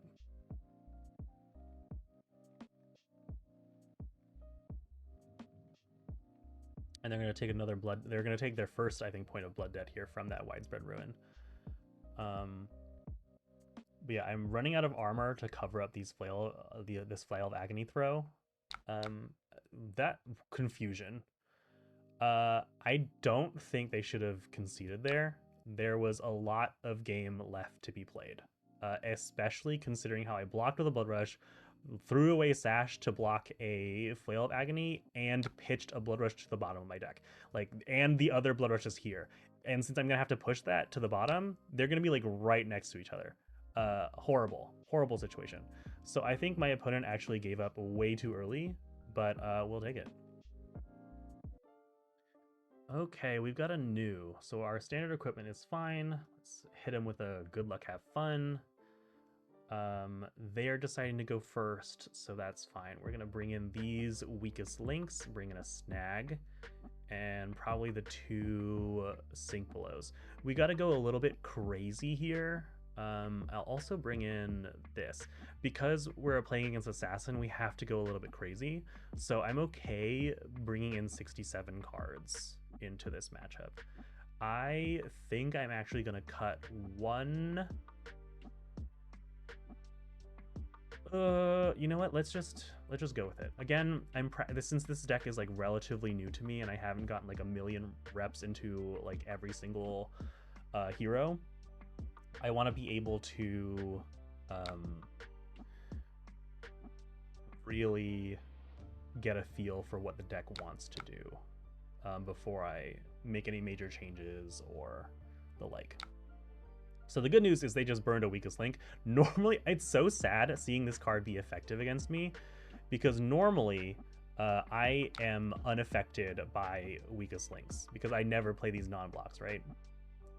You have got to be kidding me. I truly cannot believe I'm showcasing why no one wants to play this deck, I think. I'm doing a really good job of showcasing why no one wants to play this deck. So the other thing is this is a contract card. Oh, this is not a stealth card. That's fine. We're going to give everything. This hand is so bad. So bad. 3, 4, 5, 6, 7, 8. I'm okay giving 8 here, and if they want to pump it past 8, like, you know what, you got me. Because this way I can just go ahead. Oh, fine. Perfect. Then I'll play Smashback Ailhorn and pass. This is a really good hand. This hand lets me go CNC Freewheeling Renegade, so I am inclined to block with this Beast Within and do nothing else. Ideally, they allow me to do that. Pitching Fate Foreseen Sink Below is lovely. Love that. Love that for us. Woof! Huge fan of what's happening here. Fate, Sink, Bonds of Agony. Oh my god, hit me with that 1 damage. Absolutely. Give it to me. Give it to me. Do nothing else. If they do nothing else, I probably could have blocked. Oh, okay. Amazing. Amazing. So what we can do here is we can actually Sand Sketch Plan. We already have the Go Again off the agility, but we can get really greedy here. To turn on our claws. I don't think I'm going to get that greedy. I think what I'm actually going to do is I'm going to send CNC and Splatter Skull and then Arsenal the Freewheeling Renegades. We're actually going to send the Splatter Skull first, then the CNC afterwards, because they just pitched a ton of D-Reacts. So I feel pretty good about this.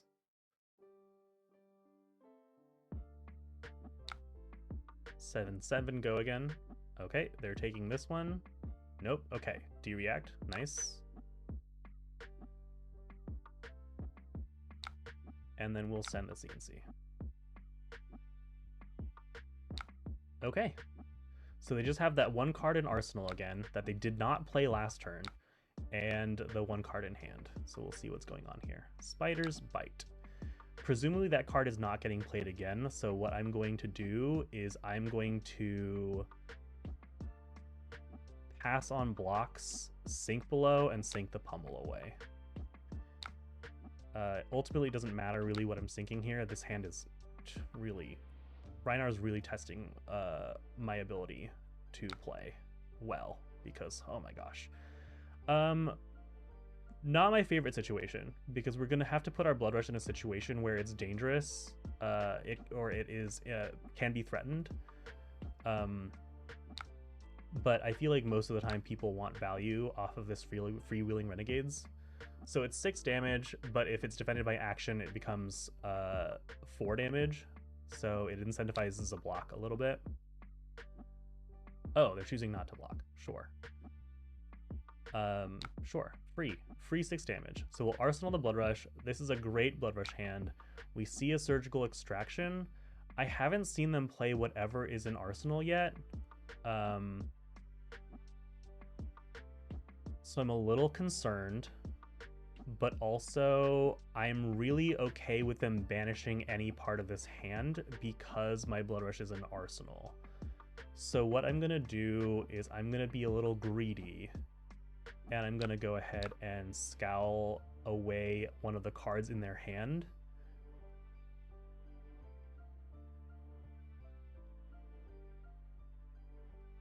Contracted to banish my blue cards. I might just take this 4 and have them banish the Reckless Wing, because I still have a pretty reasonable Blood Rush Bellow afterwards. And I'd be much more concerned if they went like hiss into another attack. So yeah, I'm just gonna take this.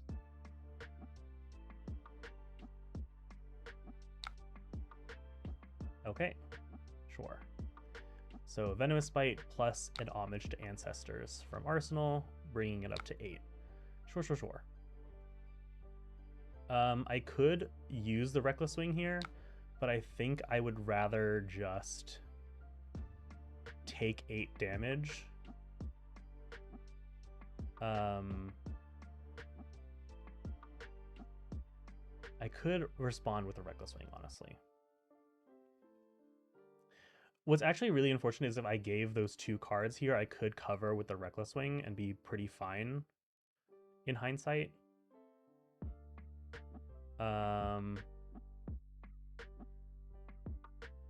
But yeah, I'll Reckless Wing here, and then I'll banish a card, and they can banish my Beast Within. That's fine.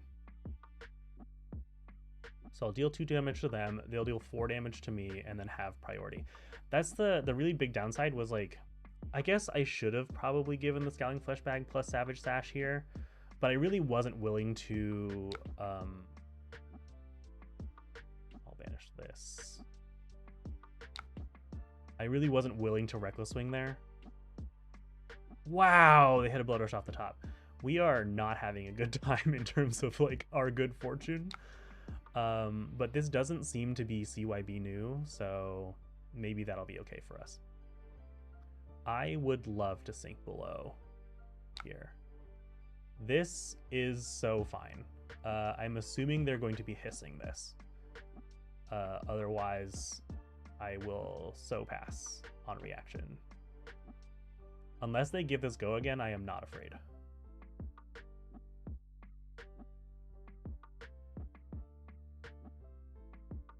I don't want to fire the Blood Rush off a yellow, but in this particular case, I will fire the Blood Rush off a yellow. They have another Chi here for Mask, which is a little unfortunate. And they have a Venomous Bite. That's okay. I will take 4 from this, because what I'm going to do is I'm going to banish the Sink Below, and then I'm going to play the Blood Rush. Is my current plan. Take the 5. I will choose to banish this card. It's a little oh my gosh, and they banish a blue. The nerve of them.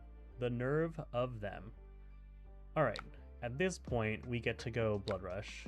Not my favorite, because this basically says we have to draw a blue to have a functional Blood Rush, and we do. So unpunished for that, at least. So we can go here, Claw. Yeah, we can just fully Blood Rush here. So we can Claw into Splatter Skull, which is quite nice. So they have a shelter. This is a very defensive new list, but I haven't seen any of the CYBs yet. It's weirdly defensive, and then also like with a lot of the reactions that we're so familiar with new. So I guess pretty standard for her. And then we'll send this Splatter Skull. If they don't cover the full 8 here, we get to put this card from Intimidate into their graveyard, which could be quite nice. So they're taking 7 down to 16. The downside is this is one of our 3 blood rushes, and the second of our 3 blood rushes is already banished. So that's a concern. This is not bad. This is not a bad hand.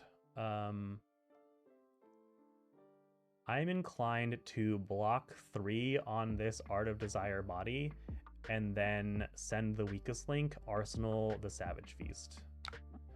What's really good is we still have all of our armor. I don't really know about this play unless they have another blue card in their hand that they're looking to fire right now.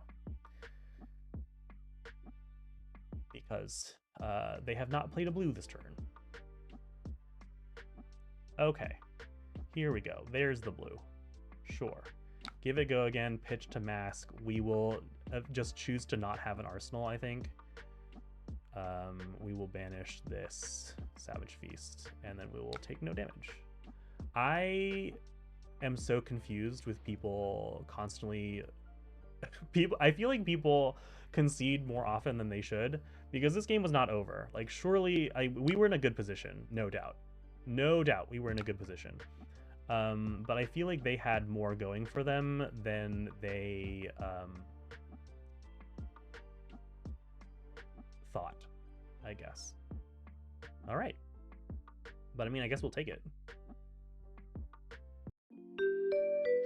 Ooh, we have a Marionette. This is exciting. I will go first. Once again, an assassin, so we're going to bring in 1 snag, though it's important to note that snag doesn't work on a lot of the agent abilities.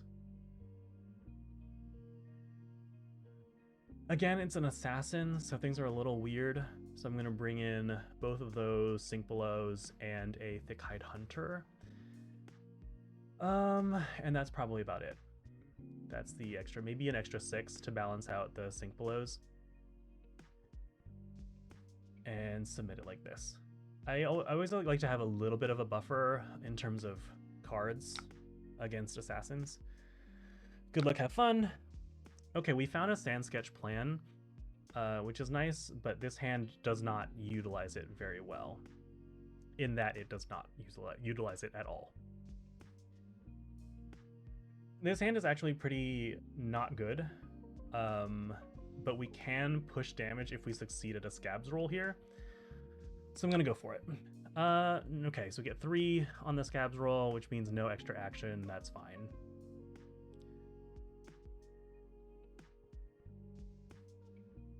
I'm actually kind of okay going barraging into Wild Ride.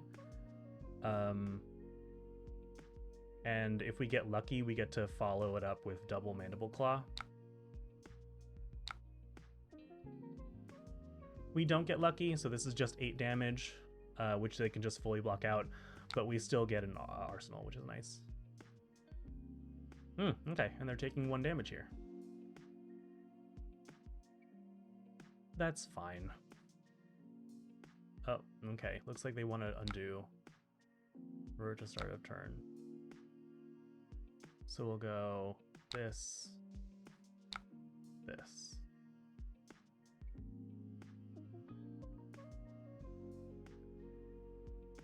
Okay, so this time it's a little bit different.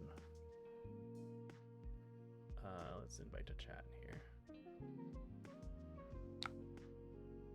Sure. Okay.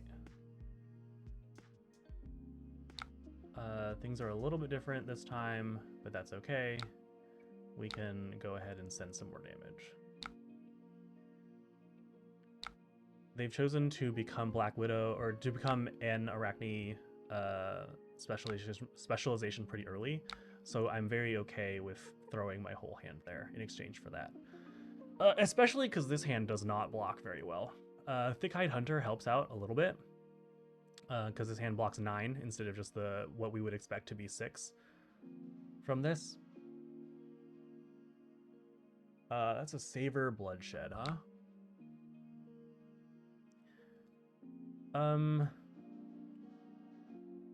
Yeah, this hand is objectively horrible from them. So I'm going to go ahead and block 9 and Arsenal of Pulping is functionally what's going to happen here. Discard a random card, block 9. The random card was one of the 2 cards we had in hand, and they were the same. Okay, thinking about this, so yep, block, pass. Throwing a knife at me, sure.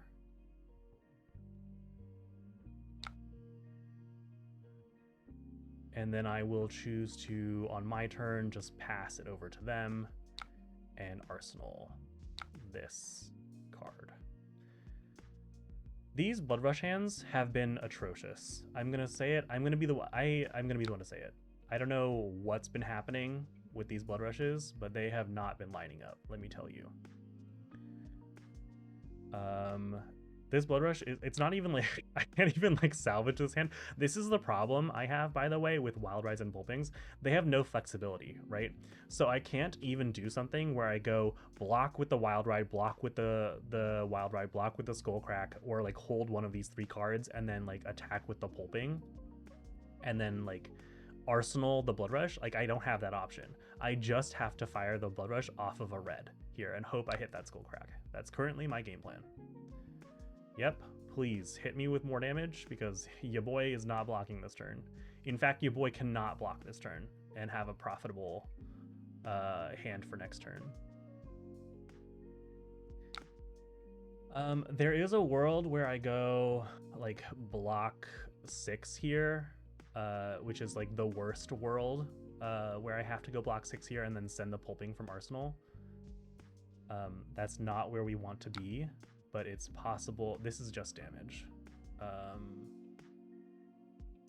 Sure, I'll take just damage. There's a world actually where I was supposed to block with Savage Sash there, because of the high chance that this Blood Rush fails. Nope, undo, wrong card. This card. Oh my god, we're amazing. We're so good at this game. Better lucky than good, I guess. So this is 5 pitch, 6 pitch, which means we get to do everything. Okay, yeah, sure. Sometimes the Blood Rush giveth, and sometimes the Blood Rush taketh away. I'm actually really surprised that this Blood Rush went nearly as well as it is going to go. Considering I think we also discarded the Wild Ride instead of the Skull Crack.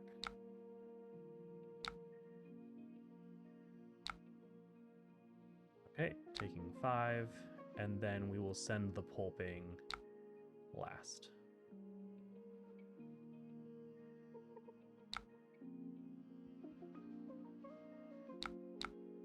Okay, so we've caught up, which is nice. And we have a Sink Below and a Snag for this turn, which is also nice.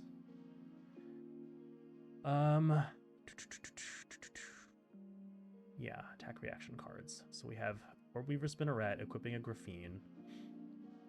The Swing Big is nice here. Yeah, ideally we play the Sink Below, we attack with the Swing Big, and then we arsenal the Snag is my hope for how this turn is going to go. They're pitching Codex, which is surprising to me. I will pass on this. I'm expecting another attack after this. Well, that's surprising.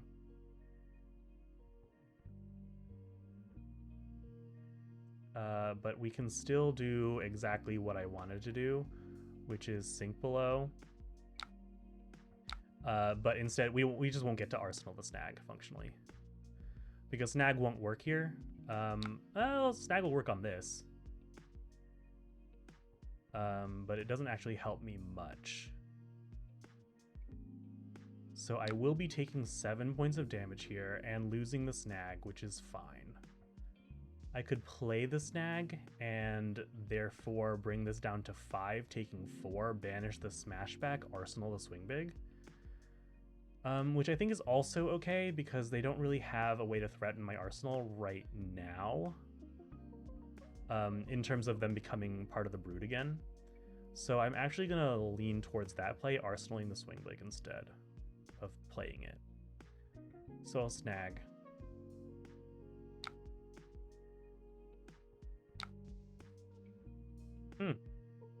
Oh, yeah, okay. Ugh. That doesn't work, unfortunately, and I'm just gonna choose to accept that mistake.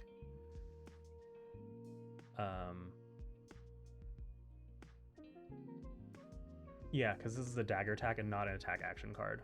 That was very foolish of me, actually. I'm gonna banish this Smashback Airhorn as I was going to do, but yeah, ultimately that was a very bad misplay on my part. For some reason, sure, I think this is just them being nice, and I'll accept them being nice. Send a message. Thanks. And I'll banish the snag. Because that's very kind. I will take the Hunter's Clave here. Because now what I'm incentivized to do is I'm still kind of leaning towards arsenaling the Swing Big, but since we're at a 1916 deficit, but I still have all this armor, I'm going to send the Swing Big just in case they have something like a Leave No Witnesses that I don't want to block next turn. And I can send this and hopefully find them on a weaker hand. Because the upside is if they don't block this, they're at 11, which puts them at extremely dead to the next Blood Rush. And if they do block a significant portion of this, then obviously their offense is going to be much less good for my next turn. Okay, so they're down to 15. They have 3 cards. I find a Blood Rush. I find some terrible cards to go along with the Blood Rush. What this is going to be is I'm going to block 3 on this. And then I am going to pitch Eye of Ophidia to send the Mandible Claw. That is my current plan. I will take the Hunter's Clave. And then the Cut Through, I will give you a 3 block here. And then we'll see if this is anything. This is just 4 more damage. I'm okay not giving any of my armor to this because I can just give big armor next turn is my plan. Because again, they will die to this Blood Rush if I can fire it. So it's going to be pitch Eye of Ophidia, put that to the bottom and that to the bottom. Oh my goodness. Rhinar is like doing his best to kill me today. Blood Rush on top, Pummel on top? Absolutely not. So the really nice thing is we look like we're at 10, but we're actually at 26. Sorry, I can't do math. We're actually at 21, which is really good. This hand is quite nice. I am likely going to give the Pummel here as a block, and then we can fire the Blood Rush off this blue. And they have Widow, so I am going to go ahead and give like everything to this. So it's 2, 3, 4, 5, 6, 7, 8, 9, 10. And this way they can draw a card potentially. But that card will not be able to be discarded to the Black Widow.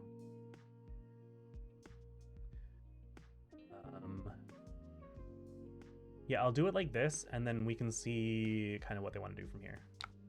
They still have their Snapdragon Scalers, which is kind of scary, because they can flick a knife at me and then draw a card, but they're not going to do that, which is good, because I am going to do this.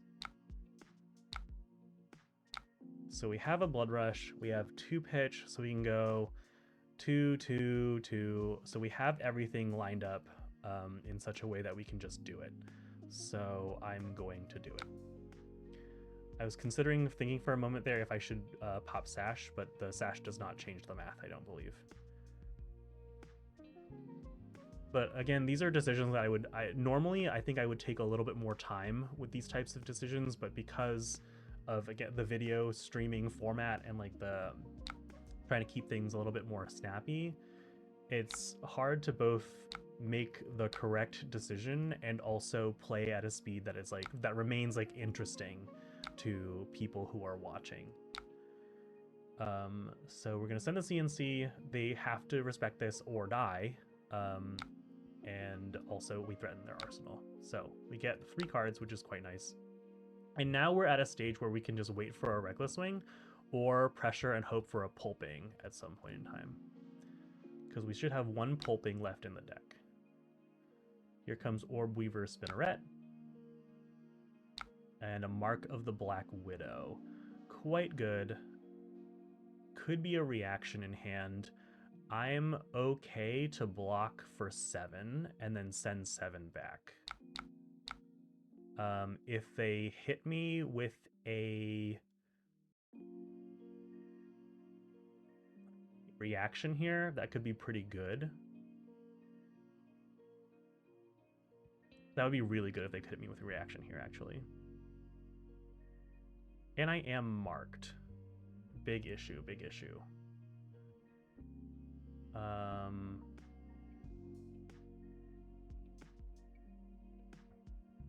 But I still threaten 4 back. I'm okay with this because I ask for either 2 cards or a card and Flick Knives on return, even if they had a reaction there. And they get Funnel Web, which is the Arsenal hate, but spoiler alert, I intend to not have an Arsenal. We're going to send 7 back, and again, we look at like we're at 10, but we're actually at 12. I'd rather use the Savage Sash for offense, but if we don't find a situation where it lines up for offense, I'm very okay giving it for the 1 point of armor that we could get from it. What's really nice is actually they haven't been in a position where they could use this Snapdragon Scalers. Certainly, my life total could be much lower if they were able to find a spot to use those Snapdragon Scalers, so I'm very happy about that. I'm also pretty excited that they ended up not deciding to throw a dagger on the turn where they played the second Savor Bloodshed. I'm not sure if I was marked at that point in time. I feel like I was marked at that point in time, and they should have just thrown the Graphene or thrown the Hunter's Clave at me in order to draw a card and then therefore discard a card to the Black Widow.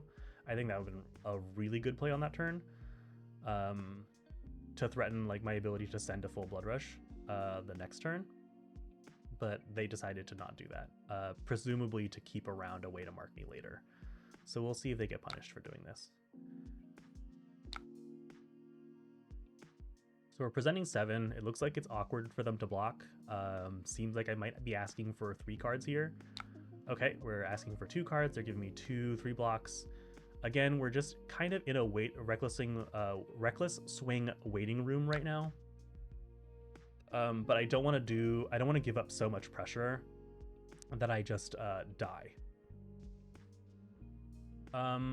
This is not very scary. I'm not going to block this because I have a pretty no, I am going to block this. Let's give a card here. I was like, if I have a lovely go again situation, then I'm not going to block this, but I don't have a... Okay, they're going to clave me next. I'm going to choose to get hit by this clave, even though they clearly showed me that I have a cut through in hand. I'm just going to presume that they didn't reveal that information. Take 1, then they go for 4, and we go sure. I'll block 3. And then we'll see if they have a follow-up. Okay, Scar. I should have known about the Scar Tissue because they did put it down as a block earlier. But here we are. I'm down to 5, and we're going to send 6 their way.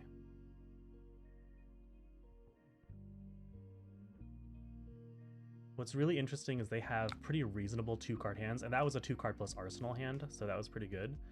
But theoretically, we should be winning out with 2-card hands over a longer period of time. They have a 7 Kiss of Death. That is fine. Yep, we're just going to go ahead and block 7.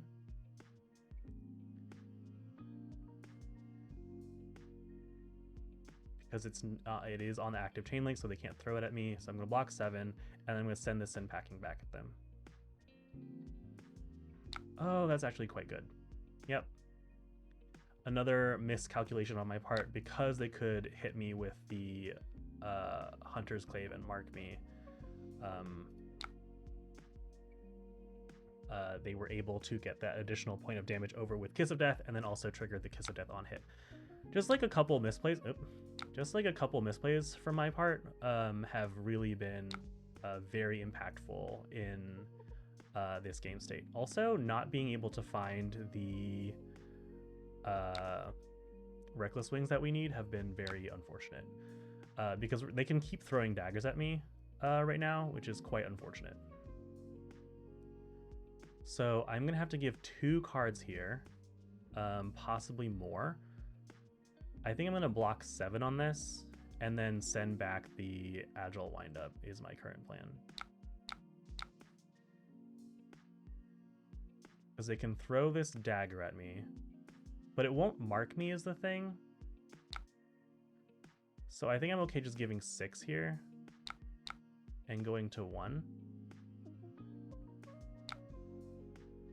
Sure.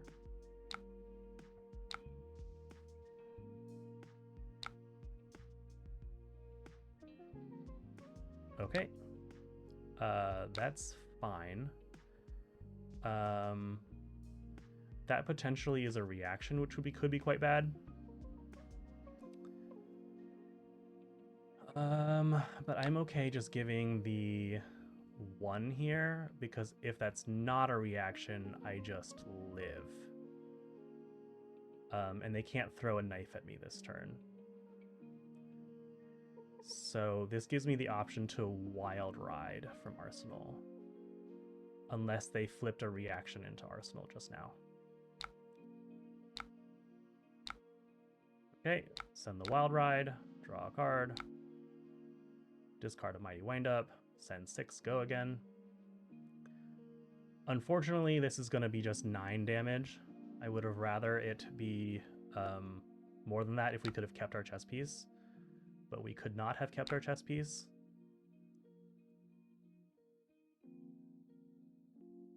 I wonder, actually, it was probably, I mean, we still get it if this is a 2-block. If this is a 2-block, actually, they give it plus the Flick Knives. Yeah, that's what I thought. Okay, so we're in a pretty comfortable position here, I would say, again. And we finally find the Reckless Swing. So we can go like this, and then we can finally close out the game.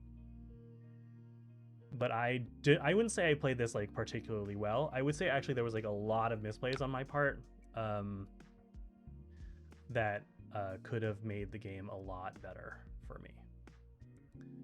So I don't think there's anything that they can do at instant speed that will get around this Reckless Swing, but it's really, really fortunate. It's really fortunate that we ended up getting that GG. Oh my god.